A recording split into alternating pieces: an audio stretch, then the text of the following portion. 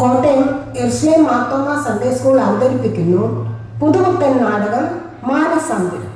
അഭിനയിക്കുന്നവർ കുടുംബനാഥൻ Anitha, കുടുംബനാഥ Jasmine, വികാരി അച്ഛൻ പ്രഫി, അമ്മച്ചി ജീന, കരിയൂർ പുത്രൻ അഹാൻ, മൂത്ത മകൾ അൻസ, ഇളയ മകൾ സോനി, അയൽക്കാരി ടിൻഡു.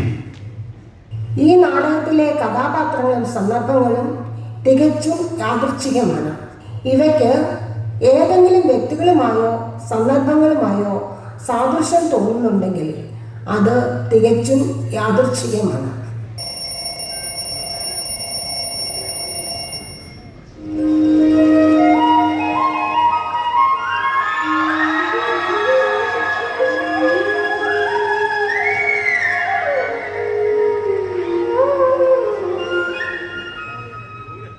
എടിയേ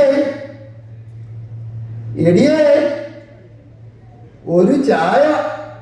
എന്താ മനുഷ്യ ഇങ്ങനെ കിടന്ന് തൊള്ള തുറക്കുന്നത്? പൂമുഖത്തേക്കൊരു ബ്ലാക്ക് ടീ. നിങ്ങൾ പത്രവും വായിച്ച് ചായയും കുടിച്ച് ഇങ്ങനെ ഇരുന്നോ? ഇന്നേതാ ദിവസമെന്ന് വല്ല ഓർമ്മയുണ്ടോ? എന്ത് ചോദ്യമായത്? നിന്റെ ബർത്ത്ഡേ ഞാൻ മറക്കൂ? അത് ശരി, അപ്പം നിങ്ങൾക്ക് അതും ഓർമ്മയില്ല അല്ലേ? എന്റെ മനുഷ്യ, ഇന്നല്ലേ അച്ഛൻ നമ്മുടെ വീട്ടിലോട്ട് വരുമെന്ന് പറഞ്ഞിരിക്കുന്നത്? എല്ലാ പിരിവിനുമാണോ? അതൊന്നുമല്ല, നമ്മളെ ആരെയും പള്ളിയിലോട്ട് കാണാനിട്ട് തിരക്കി വരികയാണ്. അച്ഛന് വേറെ പണിയൊന്നുമില്ലേ? ഒരവധി ദിവസം കിട്ടിയത് അങ്ങനെ പോയല്ലോ. അങ്ങോട്ട് ചെന്നിട്ട് ഇങ്ങോട്ട് വരികയോ? ദൈവദോഷം പറയരുതേ, നമ്മളെ തിരക്കാൻ അച്ഛനെങ്കിലും വരുന്നുണ്ടല്ലോ. ആ, അതെന്തു ആകട്ടെ. എടി, നമ്മുടെ സന്താനങ്ങളൊന്നും എഴുന്നേറ്റില്ലേ? മിക്കവാറും അച്ഛൻ വന്നിട്ട് പോയാലും അവരൊന്നും എഴുന്നേക്കാൻ പോകുന്നില്ല. അതെങ്ങനെയാ? രാത്രി 2-3 മണി വരെ മൊബൈലിൽ തോണ്ടിക്കൊണ്ടിരിപ്പല്ലേ?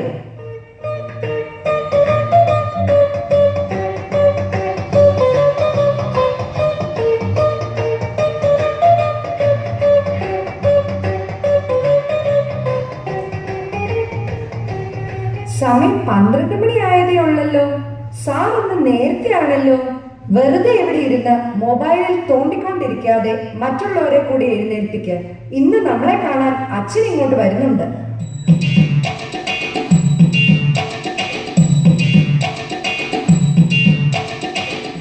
എല്ലാവരും പോയി വേഗം മുറിയൊക്കെ വൃത്തിയാക്കിക്കേ.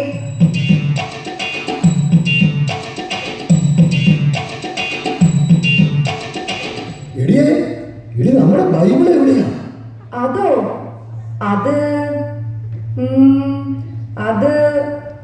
അതെടുത്തിട്ട് കുറെ നാളായി. തപ്പണം.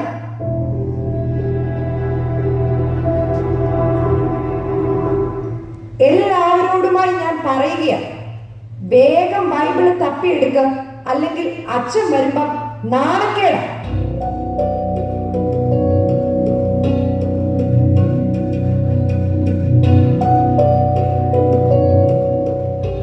എടി, നീ ആ ശാന്തമ്മയുടെ വീട്ടിൽ പോയി ബൈബിൾ വാങ്ങിക്കൊണ്ട് വന്നേ.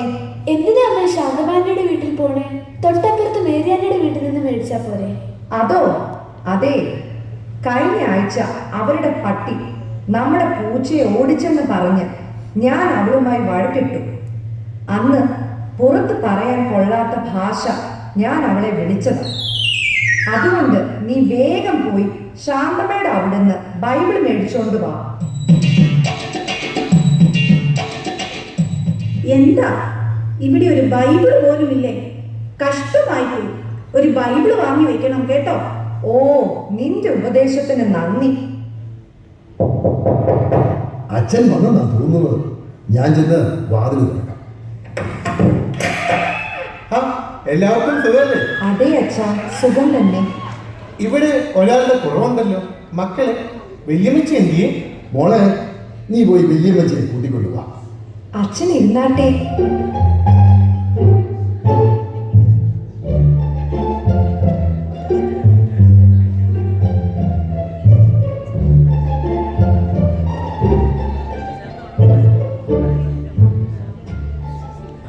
അല്ലേ, ആരാ ഇത്?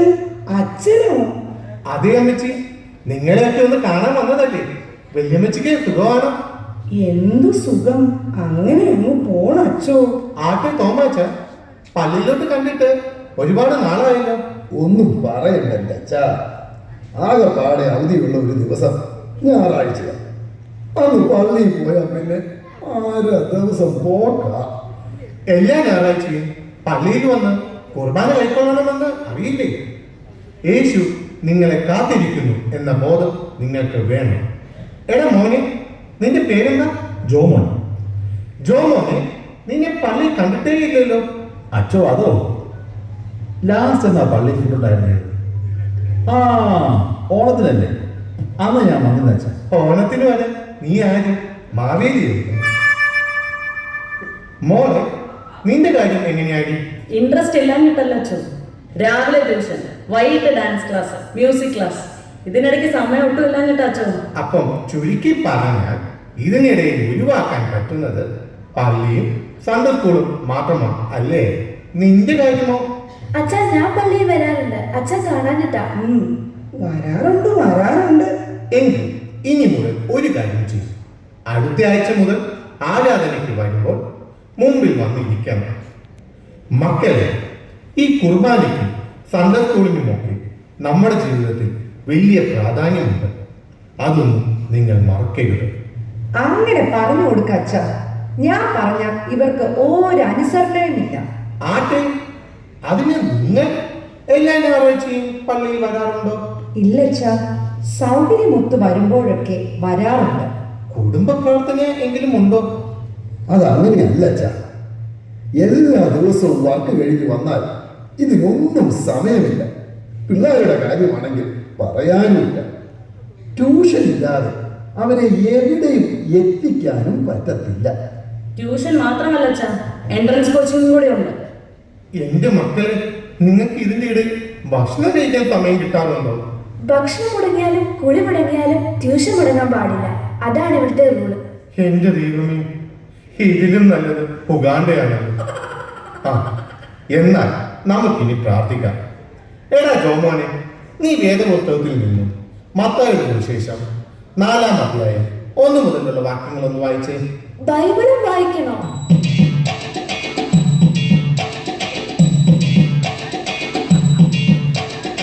എന്നാൽ അന്വേഷിച്ച് ഇനി കഷ്ടപ്പെടേണ്ട, ഞാൻ തന്നെ പറയാം. മക്കളെ, ഇപ്പോൾ നമുക്ക് നോമ്പ് കാലമാണല്ലോ.